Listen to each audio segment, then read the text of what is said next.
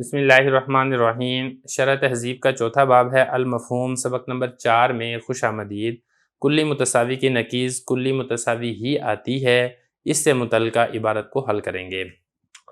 دیکھیں مسئلہ یہ آپ تفصیل سے پڑھ چکے ہیں کہ جو کلی متساوی ہے ان کی جو نقیض ہے وہ بھی کلی متساوی آتی ہے۔ میں سارا آپ کو مسئلہ سمجھا چکا ہوں، اب چلتے ہیں کتاب کی عبارت کی طرف۔ ہم انشاءاللہ کتاب کی عبارت کو حل کریں گے۔ سب سے پہلے آپ عبارت دیکھ لیں۔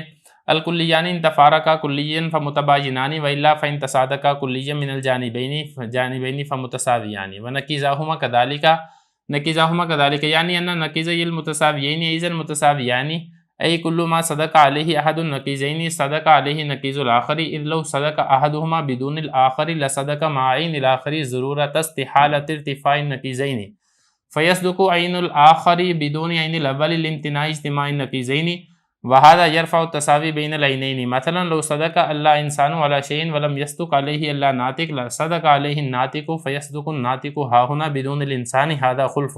ترجمہ دیکھ لیں، یہ متن کا تو ترجمہ ہو چکا تھا یہاں سے تھا، اور ان دونوں کی نقیض بھی ایسے ہی ہوگی۔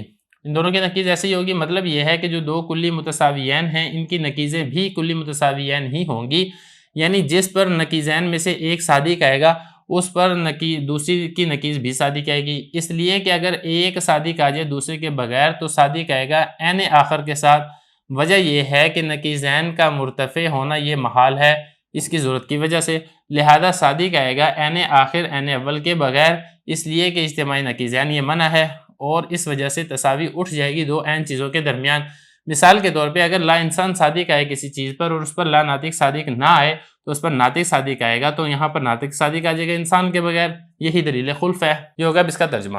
اب چلتے ہیں عبارت کے حل کی طرف۔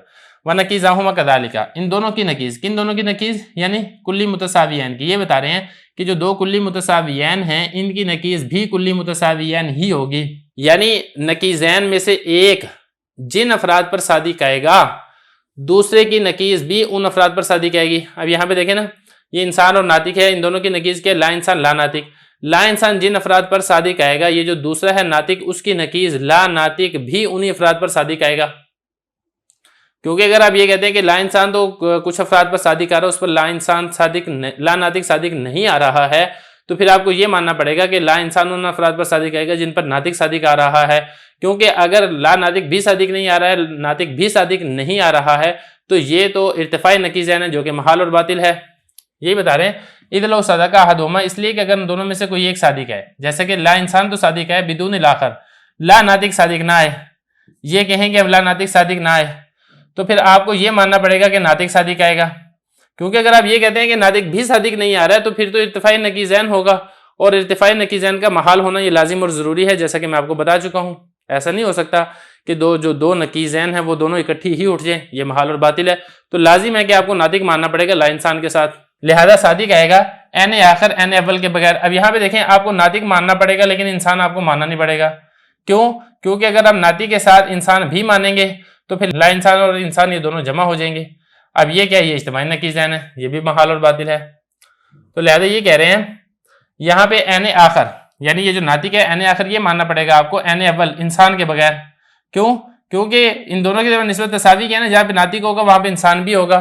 اب آپ کو یہ تساوی کی نسبت چھوڑنی پڑے گی، کیونکہ اگر آپ تساوی کی نسبت نہیں چھوڑتے ہیں تو پھر لا انسان انسان کے ساتھ جمع ہو جائے گا، یہ اجتماعی نقیضین ہے۔ یہ کہہ رہے ہیں کیونکہ اجتماعی نقیضین منع ہے، اس وجہ سے آپ کو یہ عین آخر عین اول کے بغیر ماننا پڑے گا۔ پھر اس صورت میں کیا ہوگا؟ اس صورت میں تساوی کی نسبت دو عین چیزوں میں اٹھ جائے گی، انسان اور ناطق ان دونوں کے درمیان تساوی کی نسبت ہے یہ اٹھ جائے گی، یہ باقی نہیں رہے گی، حالانکہ اس کا باقی رہنا لازم اور ضروری ہے۔ مثال کے طور پہ اگر لا انسان کسی چیز پر صادق آ رہا ہے اور آپ کہتے ہیں کہ لا ناطق صادق نہیں آ رہا ہے، تو آپ کو ناطق اس پر صادق ماننا پڑے گا۔ اب یہاں پہ ناطق صادق آئے گا انسان کے بغیر، یہی دلیل خلف ہے۔ یہ شاید رفتار تھوڑی تیز ہوگی ہے، لیکن اس کو آپ ذرا دھیان سے سمجھیں گے نا، پھر آپ کو کتاب کی عبارت صحیح طریقے سے حل ہوگی۔